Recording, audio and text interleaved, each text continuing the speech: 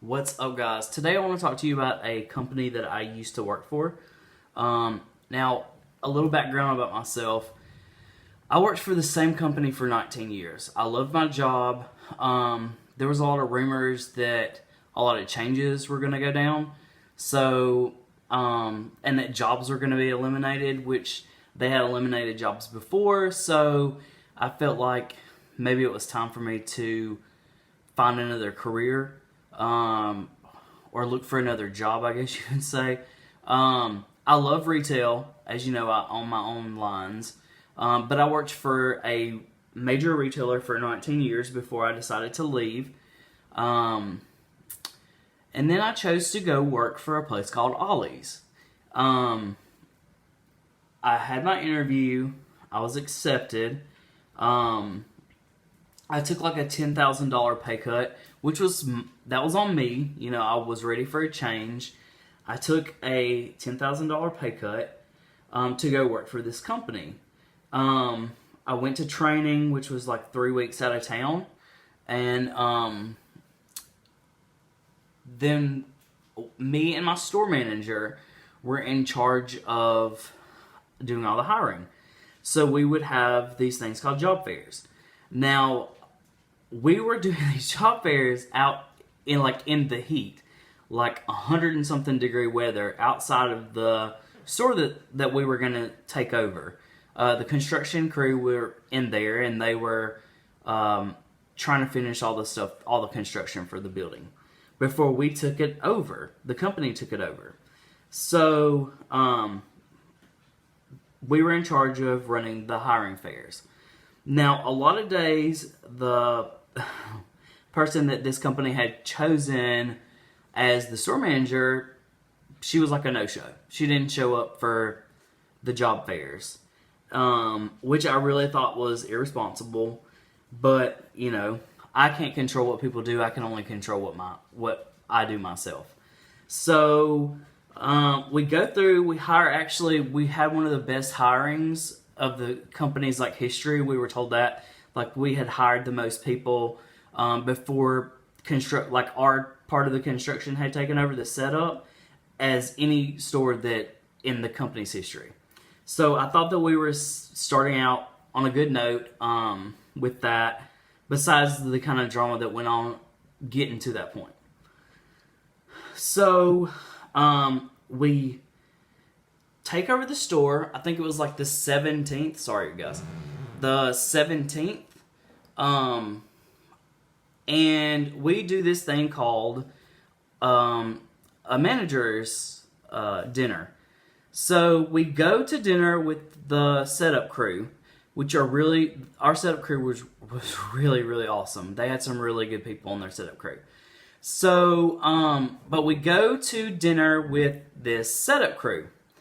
And dinner goes on. I chose not to drink at the dinner just because I knew I had to drive. But I chose not to drink at the dinner. Now, other people at the dinner had decided to drink. That's their choice. I mean, you know, we're all adults. So we get there with dinner, and we decide that we're all I live in a college town. So we all decide that we're going to go out kind of to the bars and just kind of show the setup crew the town, I guess you'd say. So we go out, and my store manager gets very intoxicated, extremely intoxicated. She had made comments before this point that kind of made me think thoughts about her, but I had just kind of brushed them to the side. But this night, she used some words that were very taboo. She actually said the N-word 4 times. And it's so crazy because the guy that was in charge of the setup crew is actually African American. So I just kind of looked at him oh my gosh, you know, she's saying this in front of you, I couldn't believe it. And he just kind of looked at me dude. So the night progressed. It made it kind of awkward after that moment, after she said that. But we just kind of went on with our night, so we kind of just the three of us were just like, okay, so this is who she is. So we get into the store. On the 17th, we took over the store. We start setting up. We had major issues with the store manager. Like, she would throw tantrums. She would like throw stuff. It was like very, very unprofessional. It was crazy. And then like the guy that was over the setup crew would tell like our district manager what was going on and like how she was acting, and he would always take up for her. Like, it was like she could do no wrong. So things progressed and tensions built between the team. Like, we were getting the work done, but like tensions really built up.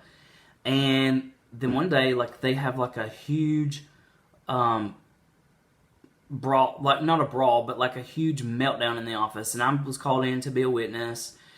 And she's like going crazy. And when I say crazy, like, she was like screaming and like throwing stuff, like just throwing a tantrum. But what she did not realize is there was a video camera above her head that was filming like everything. So the guy that was in charge of the setup, he knew there was a camera in the office, so he had made sure that he directly lined himself up with the camera so that he could be on camera the whole time. So I just kind of watched the whole meltdown, and then that's really when everything hit the fan. And statements were written. The district manager was actually on the phone the whole time, so he knew what was going down. But he did not like this individual that was in charge of the setup. So he already had like a personal vendetta against him because they had worked together in the past. So I think he thought that this was like the perfect opportunity for him to go after this individual and get them fired. Now, after everything went down in the office, I get a call from our district manager. And he was like, I need you to write me a statement.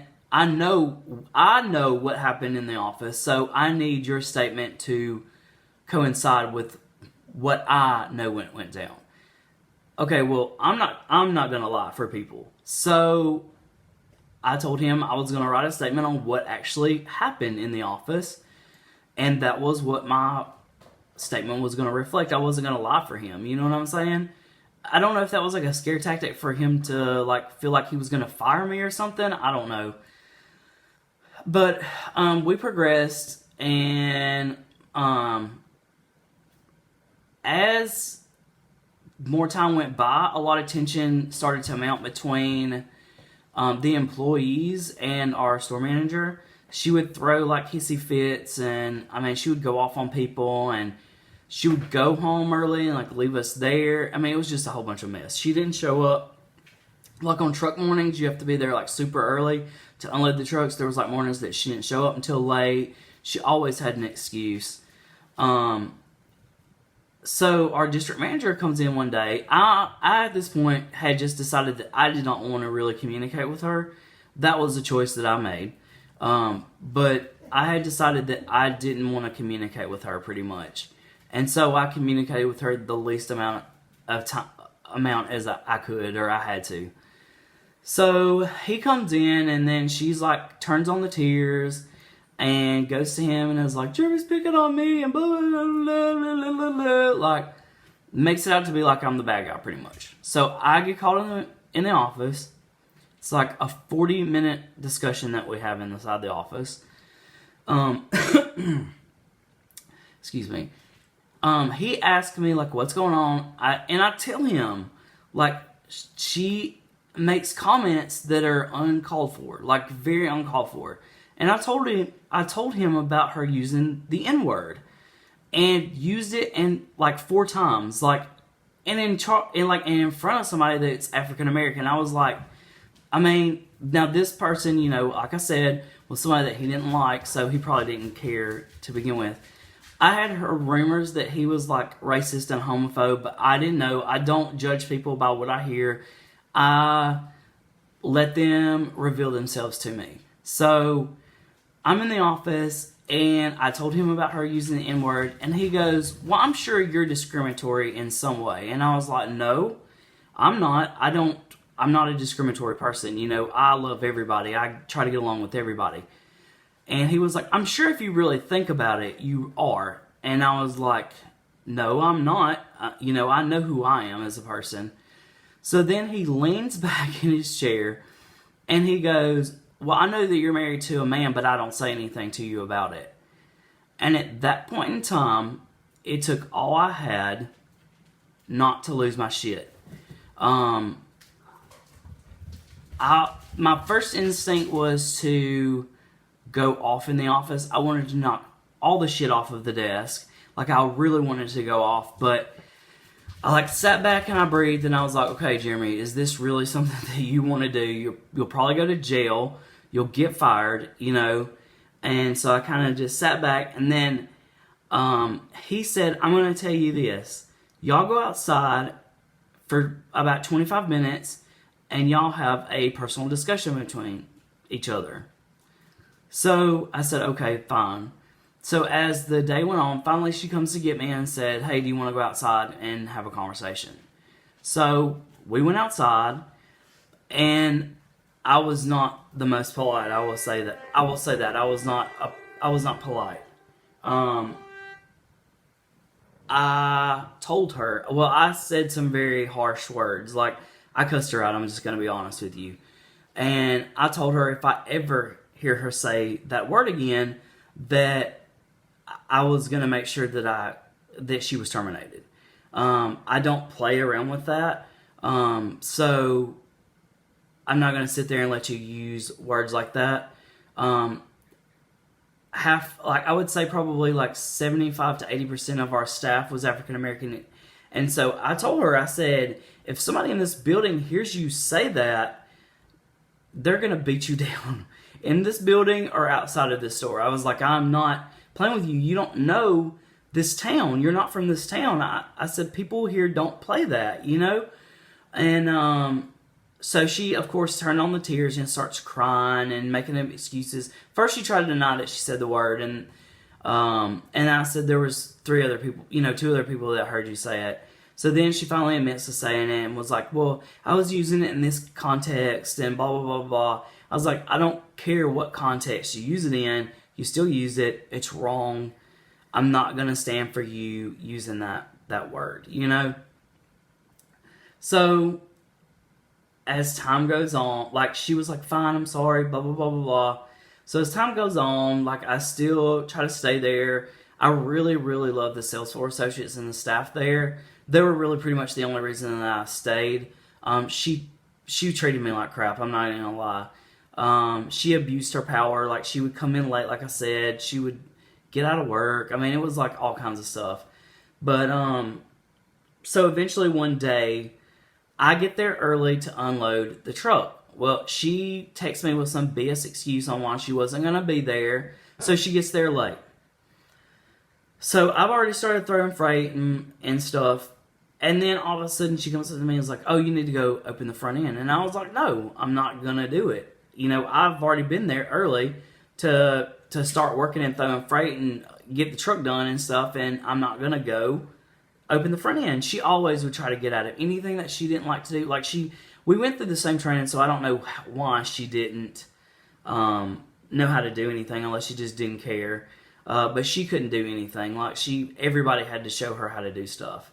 And, but anyway. So, I kind of went back to work when I left the office, and then I just decided, you know what, this is not the place that I want to work for. It was just a decision that I had to make. I was not happy there. I was working anywhere from 80 to 105 hours a week.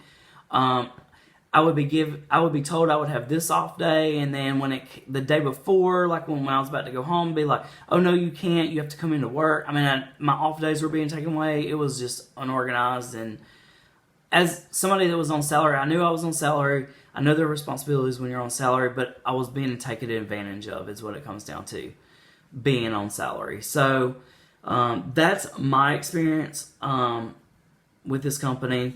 As you're fixing to find out, The company is called Ollie's Bargan Outlet. They have a big turnover rate because of the way that they treat their employees, to be honest with you. But it is what it is. I'm happy that I left. It was a decision I needed to make. But yeah, that was my experience with Ollie's Bargan. What's up, guys? We're fixing to go on a tour of this really crappy store called Ollie's Bargan Outlet.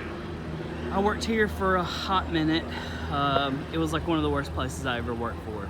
I haven't worked for that many, but when I tell you this is a horrible place to work, it takes the cake. I'll see you guys inside.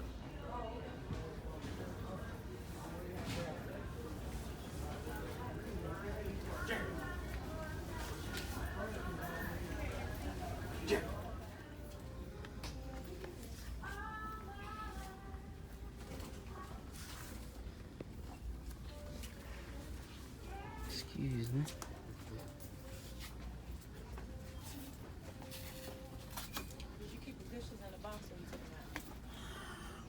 What's up? I know these ladies right here. How are y'all doing? I'll see y'all.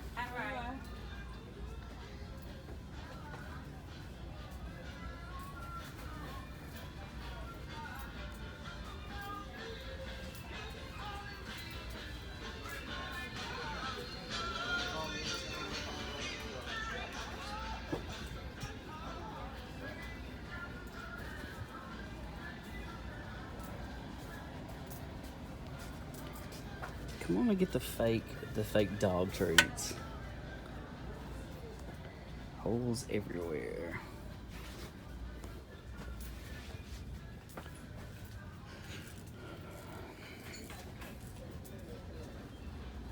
There's no freight on the shelves. How are you supposed to shop if there ain't nothing to shop for? This is horrible. Horrible.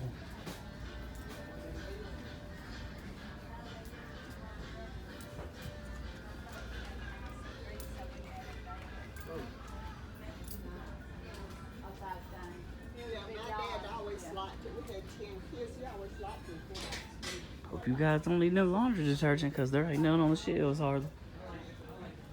This is the worst I've ever seen in this store. This looks absolutely horrible.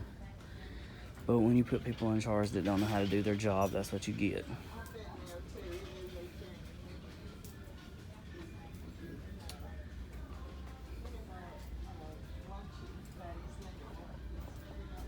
It's like there's no store standards. This place looks like a total dump.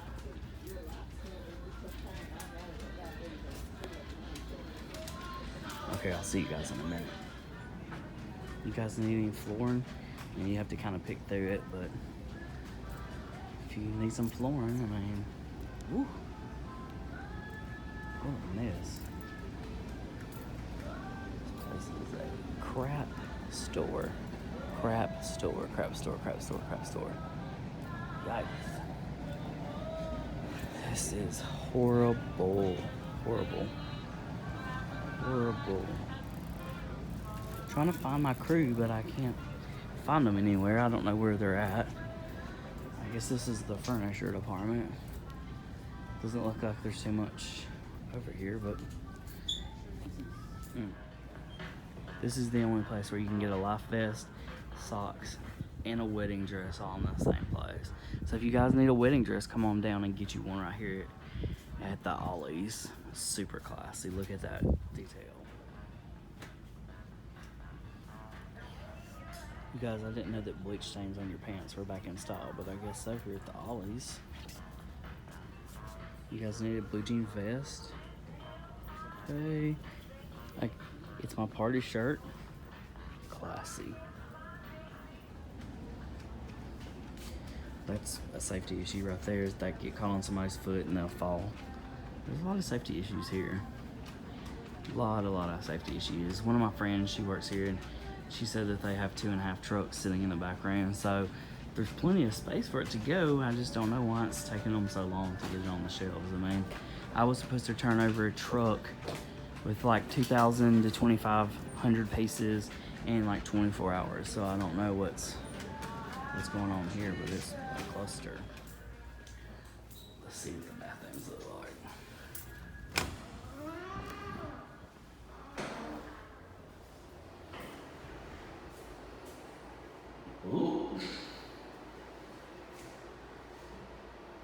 Mm.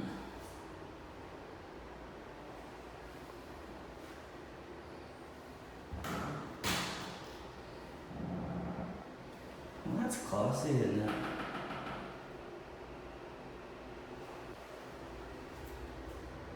Ew.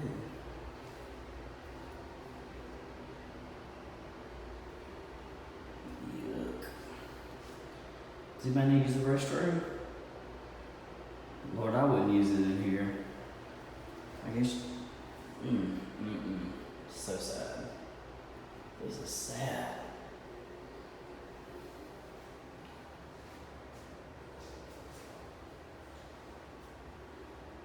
The floors don't look like they've been cleaned in forever.